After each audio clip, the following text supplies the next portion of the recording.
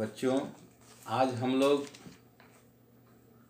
एक नया अध्याय घन और घनमूल शुरू कर रहे हैं।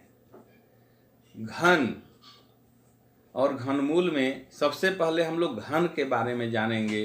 घन क्या है, घन क्या होता है। तो हम ये समझते हैं कि घन एक ऐसी ठोस आकृति है जिसकी सभी भुजाएं बराबर होती है, अर्थात ऐसी संख्या जो किसी प्राकृत संख्या को स्वयं से 3 बार गुना करने पर प्राप्त होती है, वह संख्या घन या घन संख्याएं कहलाती है। यहाँ पर चित्र में कुछ हम लोग देख रहे हैं, घन की आकृति है। इसमें हम लोग एक चीज और समझेंगे कि कुछ घन संख्याएं जो होती हैं उसमें ये हमको जानना है कि वो सम संख्याओं और विषम संख्याओं के घन करते हैं तो उनमें क्या आता है। तो कुछ सम और विषम संख्याओं के घन के बारे में हम ये कह सकते हैं कि सम संख्याओं की घन जो होते हैं वो सम संख्या होती है और विषम संख्याओं के घन विषम संख्याएं होती है। कहने का अर्थ है कि सम संख्या के घन का इकाई का अंक, यदि सम संख्या का घन करते हैं तो देखेंगे उसका इकाई का अंक जो है वो सम संख्या आएगी, और यदि विषम संख्या के का घन करते हैं तो उसकी इकाई की संख्या क्या विषम संख्या ही आती है। उसके बाद हम कुछ संख्याओं पर विचार करते हैं। संख्या लेंगे 1, 8 और 27, इस टाइप से। ये पूर्ण घन या घन संख्याएं कहलाती है। क्यों ये पूर्ण घन संख्याएं कहलाती है, इसका ये नाम क्यों दिया गया है, तो इसमें से प्रत्येक संख्या तब प्राप्त होती है जब एक संख्या को स्वयं उसी से 3 बार गुना किया जाता है। तो जैसे हम देखते हैं वह 1 लिए हैं, 8 लिए हैं और 27 लिए हैं। तो 1 को देखते हैं, 1 गुना 1 गुना 1 बराबर क्या आया, 1 का घन किए। उसी तरह से 8 बराबर 2 गुना 2 गुना 2, 3 बार, क्योंकि उस घन निकालना है, घन संख्याएं निकालनी है तो उसको 3 बार गुना करना पड़ता है उस संख्या को।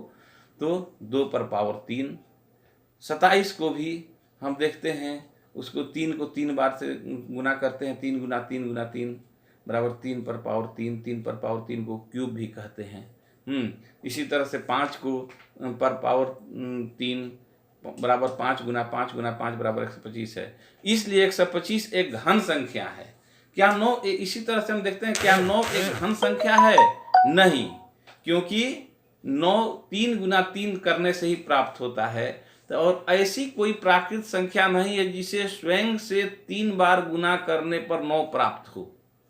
हम जानते हैं कि 2 को 3 बार गुना करते हैं तो 2 गुना 2 गुना 2 बराबर 8 प्राप्त होता है, और 3 को जब 3 बार गुना करते हैं तो 27 प्राप्त होता है। इससे यह प्रदर्शित होता है कि 9 एक पूर्ण घन नहीं है। अब आगे फिर हम कुछ एक सारणी बनाते हैं। इस सारणी में हमें ध्यान देने की जरूरत है। 1 से 10 तक की संख्याओं के घन को हम निकाले हुए हैं, जो पूर्ण घन संख्याएं कहलाती है, उसको ध्यान दीजिए। 1 का घन है 1, 2 का घन 8, 3 का 27, 4 का 64, 5 का 125, इस तरह से 6, 7, 8, 9, 10 तक आपको करके निकाल कर देखेंगे। तो आप देख सकते हैं कि 1 से 1000 तक केवल 10 पूर्ण घन हैं।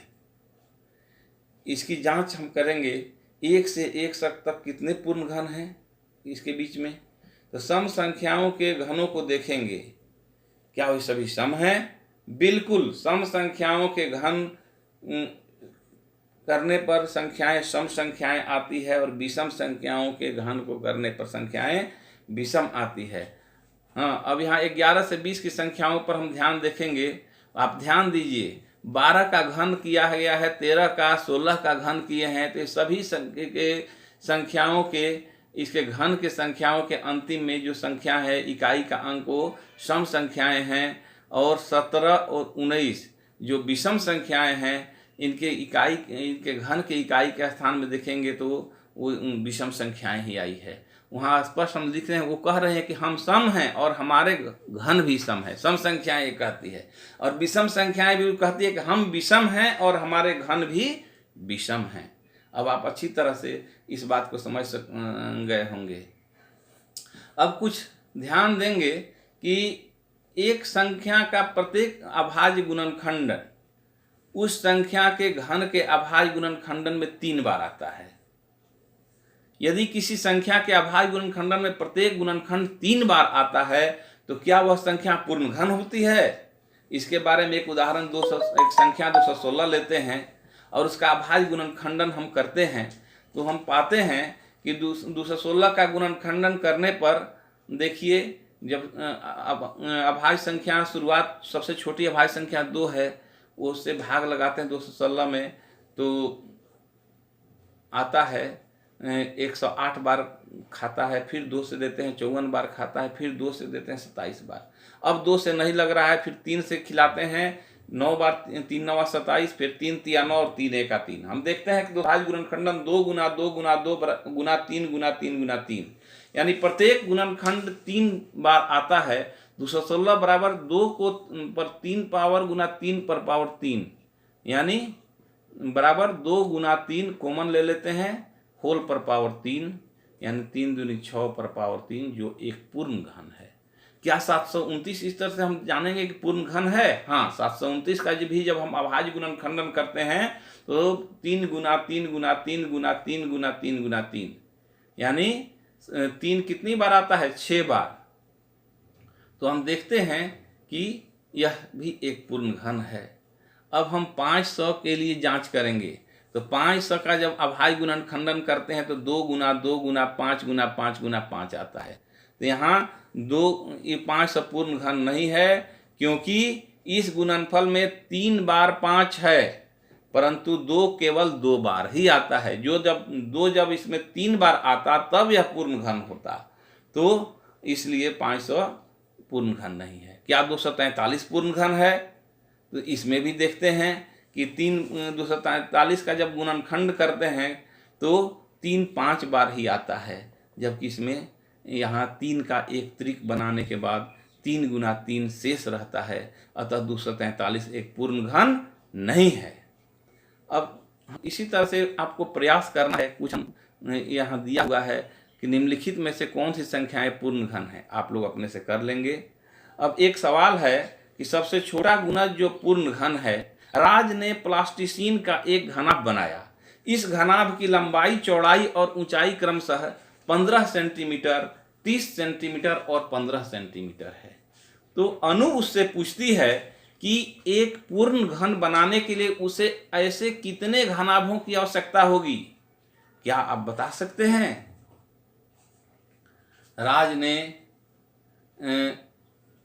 राज कहता है, अब क्या कहता है? घनाभ का सबसे पहले वो आयतन निकालेगा। घनाभ का आयतन बराबर लंबाई गुना चौड़ाई गुना ऊंचाई, 15 गुना 30 गुना 15। फिर इसका खंड करते हैं तो खंड करने के बाद अंत में वो आता है 2 गुना 3 गुना 3 गुना 3 गुना 5 गुना 5 गुना 5। क्योंकि उपरोक्त अभाज्य गुणनखंडन में केवल एक बार 2 है, इसलिए हमें इसे पूर्ण घन बनाने के लिए 2 गुना 2 त्रियक करने के लिए इसमें 2 को 3 बार करना होगा, यानी 2 गुना 2 बराबर 4 की आवश्यकता होगी। और अतः हमें एक घन बनाने के लिए ऐसे 4 घनाभों की आवश्यकता होगी। अब अगला उदाहरण है, एक सवाल है कि क्या 392 एक पूर्ण घन है? यदि पूर्ण घन नहीं है तो सबसे छोटी प्राकृत संख्या आपको ज्ञात करना है जिसमें 392 को गुना करने पर गुणनफल एक पूर्ण घन हो जाए। तो ऐसी स्थिति में हमको सबसे पहले 392 का अभाज्य गुणनखंड ज्ञात करना पड़ता है। और जब अभाज्य गुणनखंड हम इसका ज्ञात करते हैं तो 392 बराबर खंड होता है 2 गुना 2 गुना 2 गुना 7 गुना 7। अभाज्य गुणनखंड 7 3 के समूह में नहीं आ रहा है, 2 बार ही आया है। अतः 392 एक पूर्ण घन नहीं है। इसे पूर्ण घन बनाने के लिए एक और 7 से गुना करने की आवश्यकता होगी। ऐसी स्थिति में 392 गुना 7 करते हैं और तब इधर भी एक 7 से गुना कर देंगे, तब उसका एक त्रियक हो जाता है, तो बराबर 2744 हो जाएगा। गुना करेंगे तब 2744 एक पूर्ण घन है। अब एक और उदाहरण हम देते हैं कि 53,240 एक पूर्ण घन है क्या, बताइए।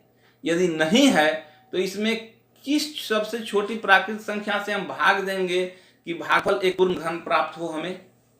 तो अब अभी तक तो गुना वाला हमने सीखा जाना, अब भाग के बारे में भी हम वही क्रिया करेंगे। सबसे पहले 53,240 का हम अभाज्य गुणनखंड प्राप्त करेंगे।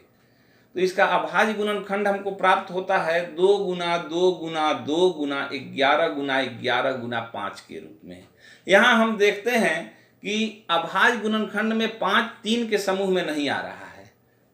आ रहा है? नहीं आ रहा है, एक बार 5 आया है, अतः 53,240 जो है एक पूर्ण घन नहीं है। उपरोक्त गुणनखंडन में 5 केवल एक बार आया है। यदि हम दी हुई संख्या को 5 से भाग दें तो भागफल के अभाज्य गुणनखंडन में 5 नहीं आएगा, 5 समाप्त हो जाएगा, 5 5 कट जाएगा भाग देंगे तो इस तरह से 53,240 भागा 5 करेंगे तो 5 समाप्त होगा और हमारा खंड प्राप्त होगा 2 गुना 2 गुना 2 गुना 11 गुना 11 गुना 11, यानी सभी त्रिक पूरा करते हैं। अतः ऐसी स्थिति में वह सबसे छोटी प्राकृतिक संख्या 5 है, जिससे 53,240 को भाग देने पर भागफल एक पूर्ण घन प्राप्त होगा। उस स्थिति में पूर्ण घन आपका 10,648 होगा।